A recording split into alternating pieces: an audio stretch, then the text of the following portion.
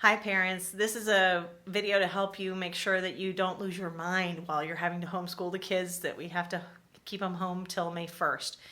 So this is for ages 8 and up. So number one, make sure that you keep all the times the same. So whenever they get up in the morning for school, try to keep it all the same, because if you do change that, it's kind of like at the end of summer when they're going back to school, it's hard to get them back into the routine. So try to make sure that you keep it the same. They even get dressed for the day. Make sure that they're all ready to go.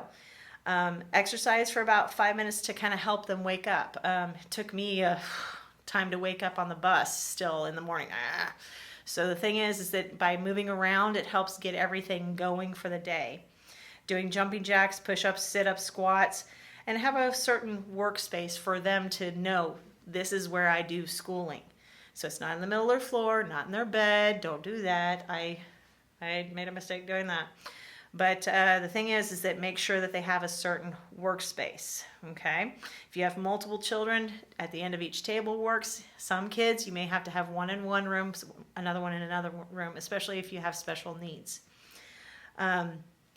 For time to work, believe it or not, for age 8 to 12, I recommend probably still a half hour where they're focused on sitting and writing, and then half hour where they're going and doing something, and then come back, going back and forth, half hour, half hour, half hour, half hour.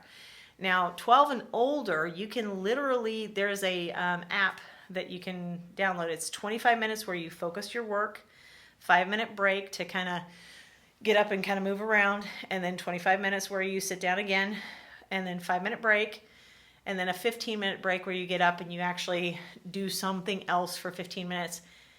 This actually helps you focus and get things done in a shorter amount of time. Trust me, whenever I have to do taxes, I do this. It helps a lot.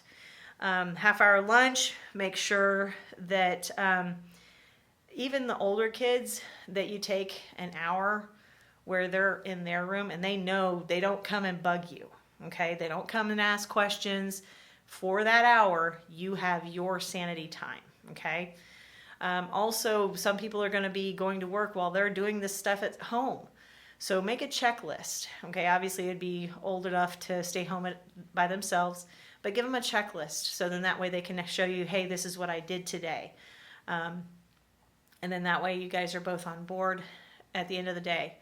We need to be able to help each other.